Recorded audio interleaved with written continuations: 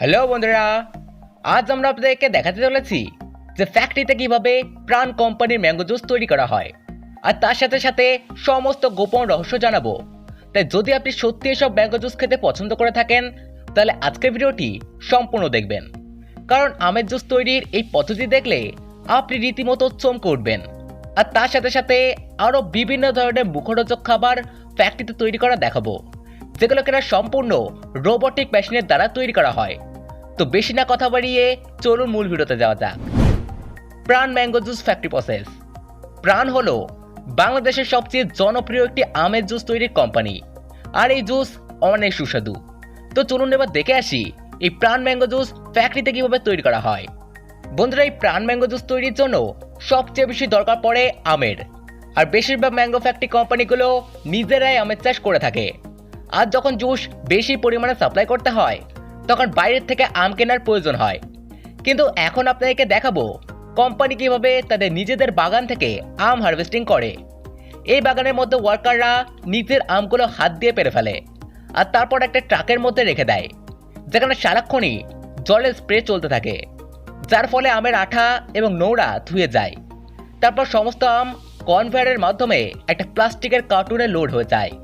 ফ্যাক্টরিতে mango juice তৈরি করার জন্য সুস্বাদু আমের ব্যবহার করা হয়, আর যে আমের গাছগুলো অনেক বড় হয়ে থাকে সেই গাছের থেকে ক্রেন মেশিনের সাহায্যে আমগুলোকে পাড়া হয়, আর তারপর সেই আমগুলোকে ট্রাকে করে ফ্যাক্টরিতে নিয়ে আসা হয়।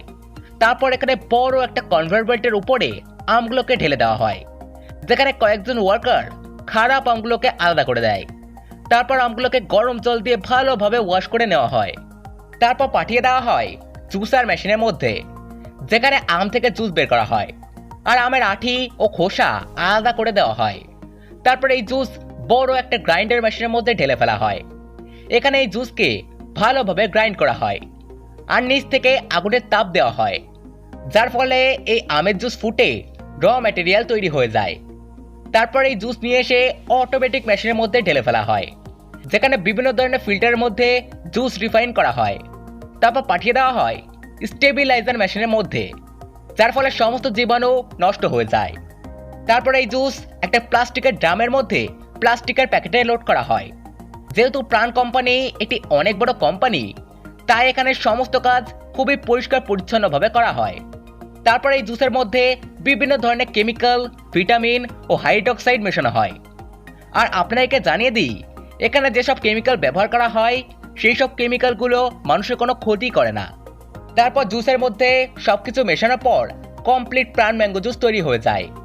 এরপর অটোমেটিক মেশিনের মাধ্যমে এই জুস প্যাকেটে ও বোতলে লোড করা হয়। তারপর কোম্পানির লোগো লাগিয়ে মার্কেটে পাঠিয়ে দেওয়া হয়। বন্ধুরা, এই প্রাণ কোম্পানির ম্যাঙ্গো জুস বর্তমানে মার্কেটে ডুপ্লিকেট পাওয়া যাচ্ছে, যা তৈরি করা হয় স্যাকারিন আর বিভিন্ন ধরনের রং দিয়ে, যা মানুষের শরীরের অনেক বেশি ক্ষতি করে। কিছুদিন আগে বাংলাদেশের ৭১ টিভি চ্যানেলে এই খবর হাইলাইট করা হয়েছিল। আপনার কাছে একটাই রিকোয়েস্ট, প্রাণ কোম্পানির ম্যাঙ্গো জুস আসল না ডুপ্লিকেট তা অবশ্যই যাচাই করে নেবেন। Mango harvesting process. বন্ধুরা, আপনারা কি জানেন যে বর্তমানে আধুনিক টেকনোলজির সাহায্যে সারা বছর আমের চাষ করা হচ্ছে। বিজ্ঞানীরা অনেক রিসার্চের পর হাইব্রিড আমের গাছ তৈরি করেছে, যে আমের গাছগুলোর উচ্চতা মাত্র ৩ মিটার হয়ে থাকে, আর এই গাছ থেকে বছরে ৩ বার আম সংগ্রহ করা যায়।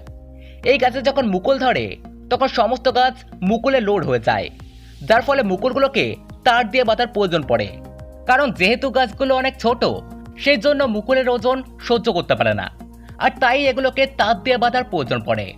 তারপর ১ মাসের মধ্যে ছোট ছোট আম ধরা শুরু হয়ে যায়, আর প্রত্যেকটা আমের গুটিকে এইরকমভাবে হাত দিয়ে পরিষ্কার করা হয়। তারপর যখন এই আমের বয়স ২ মাস হয়ে যায় তখন আবার আমগুলোকে তার দিয়ে বাঁধা হয়। এরপর ৩ মাস পর সমস্ত আমগুলোকে এভাবে প্লাস্টিকের প্যাকেটে বেঁধে দেওয়া হয়, যার ফলে আমের কোয়ালিটি ও কালার অনেক সুন্দর হয়ে যায়। তারপর ১৫ দিন পর এই সমস্ত আমকে গাছ থেকে পেড়ে ফেলা হয়। আপনারা হয়তো বা বললে বিশ্বাস করবেন না, এই আমগুলোকে যেহেতু অফ সিজনে চাষ করা হয়, এর জন্য এই আমের মূল্য অনেক বেশি আর খেতেও অনেক সুস্বাদু। Red chilli harvesting process. বন্ধুরা, লঙ্কা দিয়ে বিভিন্ন চাটনি সস তৈরি করা হয়, আর এই চাটনি সস কীভাবে ফ্যাক্টরিতে তৈরি করা হয় সেটাই আজ আপনাদেরকে দেখাবো। সর্বপ্রথমে এই হাইব্রিড লঙ্কা গাছ জমিতে লাগানো হয়, তারপর কয়েক মাস পর গাছের লঙ্কা ধরে একদম পেকে লাল হয়ে যায়। তারপর এই লঙ্কাগুলোকে মেশিনের সাহায্যে হারভেস্ট করা হয়। তারপর লঙ্কাগুলোকে একটা ট্রাকে লোড করে নিয়ে চলে যাওয়া হয় ফ্যাক্টরিতে এই লঙ্কাগুলোকে ভালোভাবে রোদে শুকানো হয়। তারপর লঙ্কাগুলোকে একটা কনভেয়ার বেল্টের উপরে ঢেলে ফেলা হয়, যেখান থেকে কিছু লঙ্কা গুঁড়ো হয়ে বাইরে বেরিয়ে আসে, আর কিছু লঙ্কা পাঠিয়ে দেওয়া হয় সিদ্ধ করার জন্য। এখানে লঙ্কাগুলো ভালোভাবে গরম জলে সিদ্ধ হয়ে কনভেয়ার বেল্টের মাধ্যমে বাইরে বেরিয়ে আসে। তারপর একটি মিক্সার মেশিনের মাধ্যমে এই লঙ্কাগুলো জুসে পরিণত হয়ে যায়।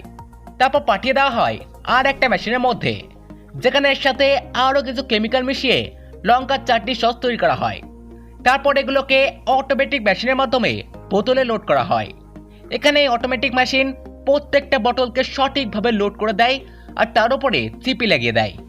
তারপর কোম্পানির লোগো লাগিয়ে প্যাকেট করে মার্কেটে পাঠিয়ে দেওয়া হয়। Capsicum harvesting and factory process.